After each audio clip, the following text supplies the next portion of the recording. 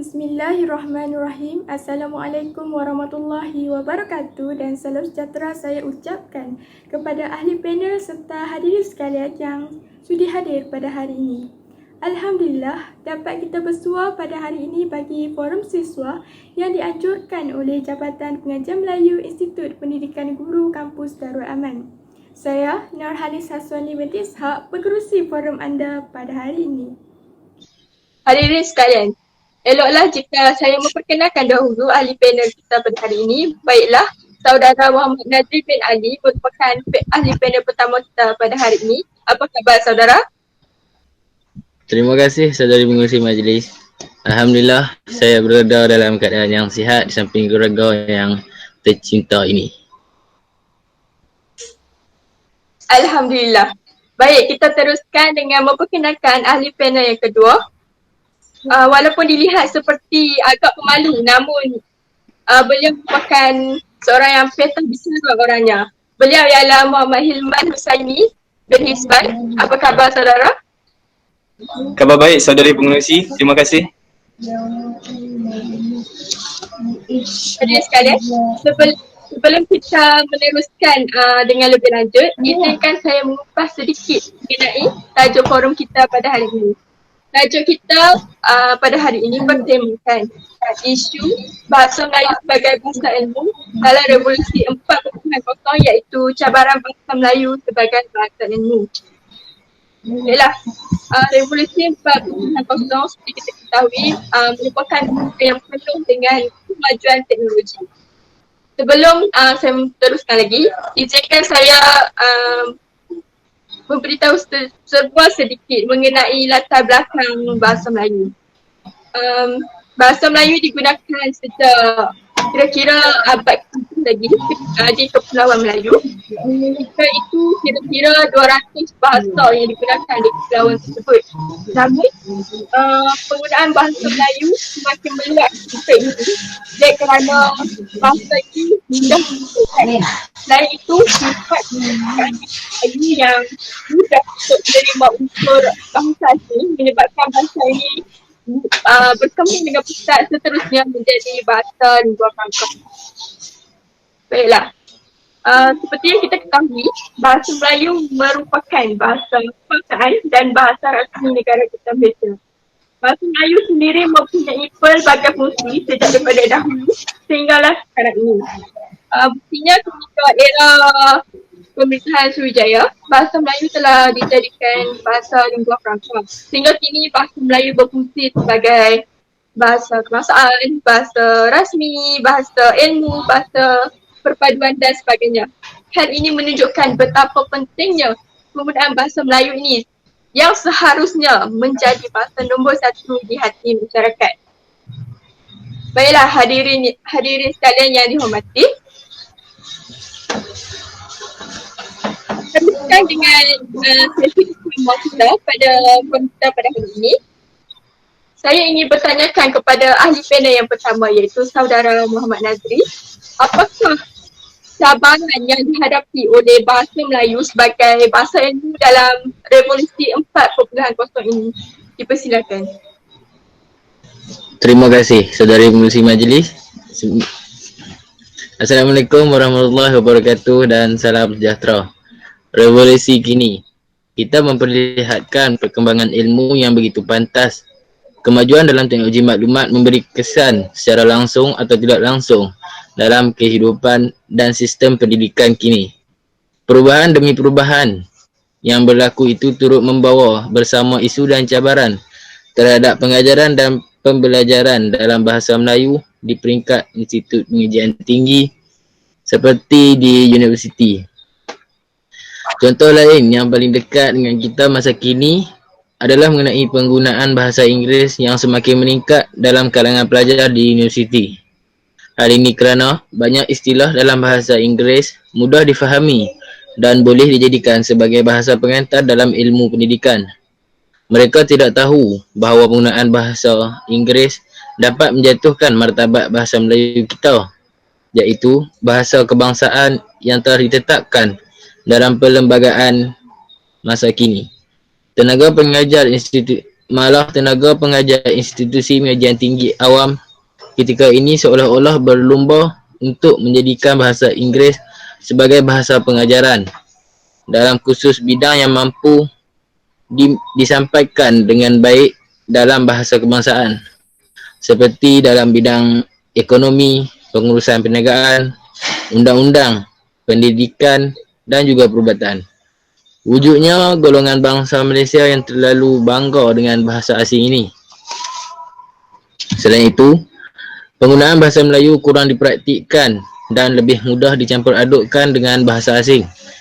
Ini terpapar dalam rancangan berbentuk perbincangan politik dan juga ekonomi. Kesannya seolah-olah bahasa Melayu itu ketandusan idea dan gagal dalam penyampaian ilmu. Para siswa belum dapat menerima bahasa Melayu dengan sepenuhnya dan hal ini ada kaitan juga dengan penerbitan buku-buku rujukan atau buku ilmiah yang terdapat dalam bahasa Melayu yang masih tidak mencukupi serta kurang memberi fokus dan tepat tentang sesuatu perkara atau bidang di peringkat asas dan juga peringkat lanjutan. Justeru pelajar di institusi pengajian tinggi masih menggunakan buku-buku dalam bahasa Inggeris sebagai bahan rujukan utama dalam pembelajaran mereka. Malah budaya menulis dan menerbitkan buku dalam kalangan ahli akademik masih rendah. Hal ini kerana mereka lebih berminat menulis jurnal dengan tujuan untuk kenaikan pangkat dan bukannya menyebarkan ilmu dalam bahasa Melayu. Okey, setakat itu saja. Terima kasih. Baiklah. Demikian tadi penerangan yang amat jelas yang diutarakan oleh ahli karakter yang pertama. Baiklah, panel pertama ada menjelaskan tentang punca bahasa Inggeris digunakan di universiti. Jadi dengan ini saya ingin bertanyakan kepada ahli panel yang kedua, adakah perkara ini hanya berpunca daripada sistem pembelajaran di universiti saja? Baiklah, bismillahirrahmanirrahim. Terima kasih pengerusi. Baiklah, seperti yang telah dinyatakan oleh panel pertama, punca bahasa Inggeris digunakan kerana banyak buku rujukan dalam bahasa Inggeris. Kita kena tahu juga bahawa penggunaan teknologi maklumat juga meluas pada abad ini. Tidak pelik bahawa penggunaan bahasa Inggeris tidak meluas kerana teknologi maklumat itu sendiri datangnya dari negara barat. Telah menjadi kebiasaan bagi pelajar-pelajar universiti untuk menggunakan bahasa Inggeris dalam pembelajaran. Tetapi bagi saya, pada peringkat permulaan di sekolah, tidak wajar menggunakan bahasa Inggeris dalam pembelajaran. Murid-murid seharusnya menguasai bahasa Melayu terlebih dahulu agar tidak berlakunya kekeliruan identiti mereka sendiri. Mereka seharusnya dibentuk dengan bahasa ibunda di Malaysia dan melambangkan identiti sebagai rakyat Malaysia. Setengah murid tidak begitu menguasai bahasa Malaysia dan maksud saya tidak menguasai bahasa Inggeris dan menjadi kesusahan dan kepayahan kerana perlu mentransliterasikan sesuatu perkataan terlebih dahulu sebelum menggunakannya. Walau bagaimanapun, kita lihat sahaja negara yang maju seperti China dan Korea. Mereka menggunakan bahasa ibunda mereka sendiri dan mencapai kemajuan yang pesat. Bukan tak boleh menggunakan bahasa Inggeris, tetapi pada peringkat permulaan, biarlah anak-anak kita dididik dengan bahasa ibunda kita sendiri. Dengan ini, perkenaan soalan yang diujarkan oleh pengurusi sebentar tadi, perkara ini tidak hanya berpunca daripada universiti ataupun IPT yang lain, juga di peringkat sekolah. Itu sahaja daripada saya. Terima kasih. Terima kasih Saudara Himan, cukup jelas ya punca yang dikemukakan sebentar tadi. Baiklah, sebelum kita beransur kepada sesi yang kedua, izinkan saya membuat sedikit rumusan tentang apa yang kita bincangkan dalam sesi yang pertama tadi. Kita boleh lihat bahawa cabaran bahasa Melayu sebagai bahasa ilmu ni cabaran yang besar adalah penggunaan bahasa Inggeris. Sememangnya penggunaan bahasa Inggeris ni merupakan bahasa yang kedua. Namun penggunaannya seharusnya tidak melebihi penggunaan bahasa Melayu. Jadi pihak Institut Pendidikan telah seharusnya mempertimbangkan semua hal ini agar bahasa Melayu sentiasa menjadi bahasa yang penting tanpa perlu terancam dengan penggunaan bahasa Inggeris. Hadirin dan panel yang dimuliakan, tanpa membuang masa lagi, kita akan teruskan ke sesi forum kita yang kedua. Baiklah, bahasa Melayu merupakan bahasa ilmu. Adakah hal ini hanya merujuk kepada institusi pendidikan sahaja? Jadi saya ujarkan soalan ini kepada panel kita yang pertama. Silakan, saudara. Okey, terima kasih atas soalan tersebut. Sekejap, saya fikir sejenak. Okey, pada pandangan dan pendapat saya, hal ini tidak hanya merujuk kepada institusi pelajaran dan pengajaran sahaja. Bahasa Melayu sebagai bahasa ilmu ini juga merujuk kepada bahan ilmiah seperti bahan bacaan atau rujukan. Jadi, bahasa Melayu digunakan untuk menulis bahan ilmiah seperti ini. Ilmu ini luas bidangnya, bukan hanya tertumpu kepada proses pengajaran, tetapi juga dari aspek penulisan dan juga lisan. Hal ini juga menimbulkan cabaran seperti lambakan penulisan ilmiah yang tidak menggunakan bahasa Melayu dengan betul mengikut hukum tata bahasa yang terdapat dalam sistem bahasa Melayu masa kini. Contohnya penggunaan ayat dalam komik. Kita semua kita semua sedia maklum bahawa golongan kanak-kanak amat gemar untuk membaca komik. Secara tidak langsung, pengetahuan tentang bahasa atau penggunaan bahasa Melayu juga menjadi lemah, bukan hanya kepada proses pengajaran tetapi juga dari aspek penulisan dan juga lisan. Contoh komik adalah seperti majalah Asuh dan juga komik-komik animasi. Okey, itu saja. Terima kasih. Baiklah, terima kasih atas pendapat yang diberikan. Sebenarnya bidang ilmu itu sangat luas. Seterusnya, saya ingin mengajukan pula soalan kepada ahli panel yang kedua, iaitu saudara Hilman. Golongan manakah yang lebih terdedah dengan cabaran bahasa Melayu sebagai bahasa ilmu? Adakah golongan pelajar saja? Mohon pencerahan. Baiklah, agak sabar sebenarnya soalan yang diujarkan. Namun bagi saya bukan hanya golongan pelajar yang terlibat dengan cabaran ataupun isu yang berlaku. Tidak terkecuali bahawa golongan kanak-kanak seperti yang dikatakan oleh ahli panel yang pertama sebentar tadi. Golongan kanak-kanak yang gemar membaca komik juga terlibat dalam hal ini. Malah golongan dewasa pun juga terkesan ataupun terlibat. Ilmu ini luas, jadi medium penyampaian ilmu juga dilakukan melalui akhbar dan beberapa portal di internet. Jadi, golongan dewasa yang membaca artikel-artikel ini juga tidak secara langsung akan terlibat dengan isu ini sekiranya bahan bacaan tersebut tidak menggunakan rumus tata bahasa yang betul. Jadi, ini akan sedikit sebanyak menjejaskan penggunaan bahasa Melayu dalam pelbagai golongan. Hal ini mendatangkan kesan yang tidak baik bagi bahasa Melayu itu sendiri.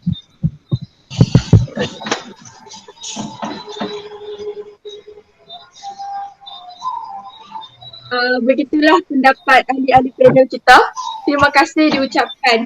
Sungguh bermakna pendapat yang dikemukakan. Tambahan pula ahli-ahli panel kita ini merupakan individu yang terlibat secara langsung dalam penyampaian ilmu, iaitu mereka merupakan sesuatu dalam penyampaian bahasa Melayu.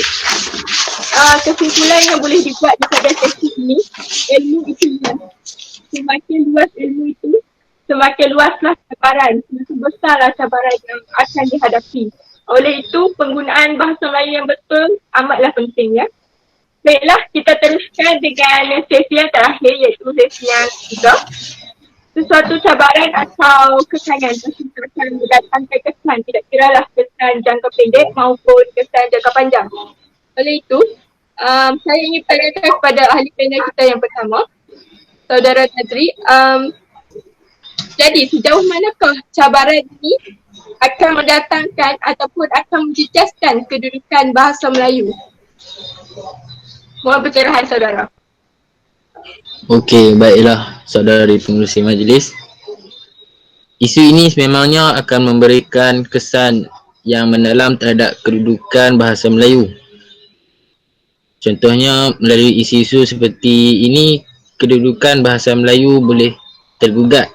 Hal ini disebabkan oleh penggunaan bahasa lain serta penggunaan bahasa Melayu yang salah dari aspek tata bahasa telah membuatkan bahasa Melayu itu sendiri boleh menjadi tidak berkualiti.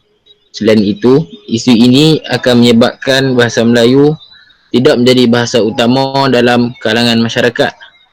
Saya tidak mengatakan bahawa semua masyarakat di Malaysia tidak menggunakan bahasa Melayu.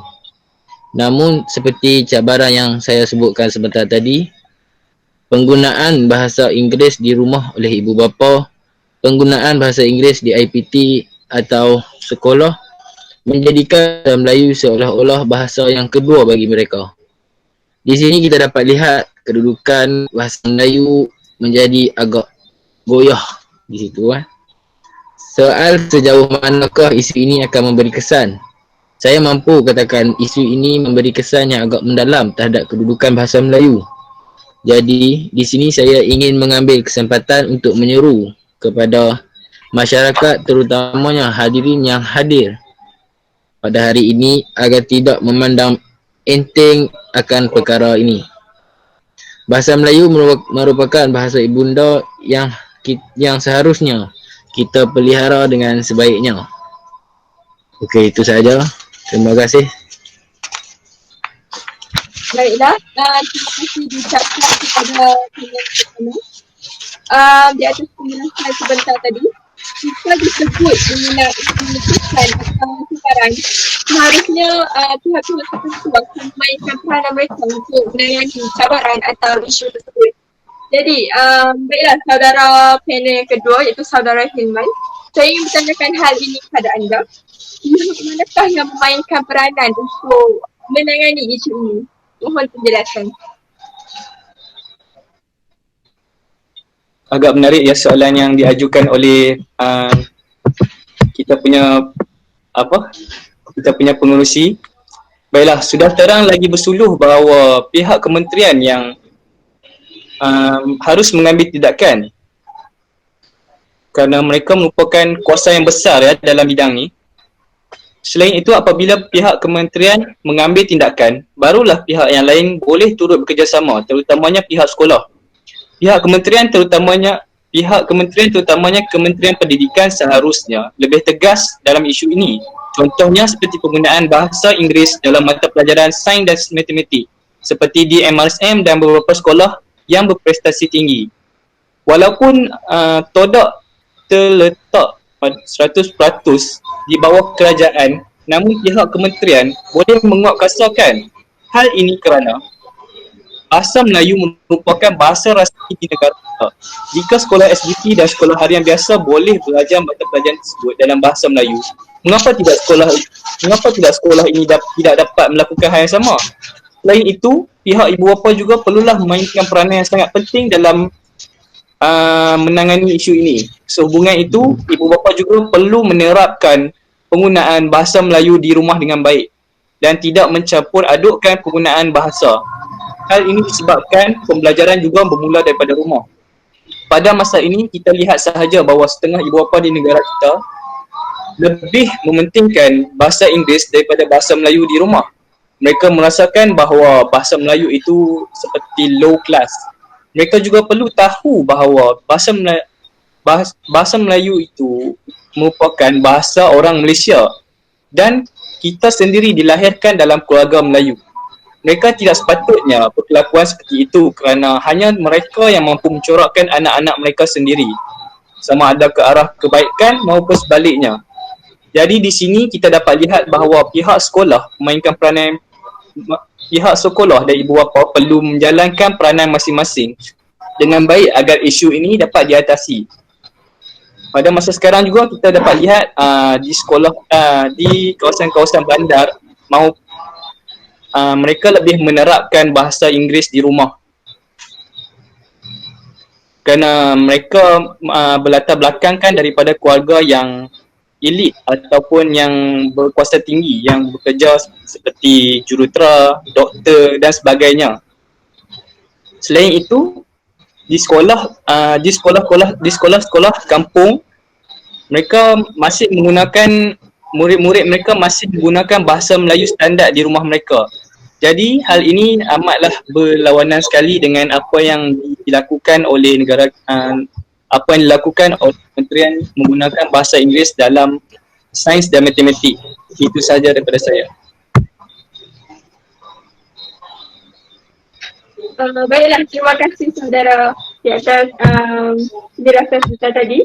Baiklah, seperti biasa saya akan membuat sedikit rumusan sebelum sesi berakhir. Memangnya cabaran ini mendatangkan kesan yang besar dan boleh menjejaskan kedudukan bahasa Melayu. Oleh itu, pihak tertentu seharusnya memainkan peranan mereka supaya masalah atau isu ini dapat diatasi bersama. Dengan ini, berakhirlah sesi ketiga kita dan berakhir juga lah sesi forum kita pada hari ini. Namun sebelum itu, sedikit rumusan keseluruhan daripada saya sendiri. Bahasa Melayu sememangnya menghadapi pelbagai cabaran, terutamanya dalam revolusi 4.0 yang penuh dengan kemajuan teknologi ini. Namun, pihak-pihak yang terlibat perlulah memainkan peranan agar isu ini dapat diatasi dan bahasa Melayu dapat sentiasa terpelihara. Terima kasih saya ucapkan kepada ahli panel pertama, saudara Muhammad Nazri, dan juga ahli panel yang kedua, saudara Muhammad Husaini. Ya, terima kasih juga kepada pengurusi. Saya memohon maaf andai Dengan ini saya ingin mohon maaf andai terkasar bahasa tidak bicara sepanjang mengendalikan forum ini. Saya juga ingin mohon untuk mengundurkan diri. Dengan ini saya mewakili ahli panel kita mengucapkan terima kasih kepada hadirin yang sudi hadir pada hari ini. Sekian, Assalamualaikum. Assalamualaikum. Waalaikumsalam.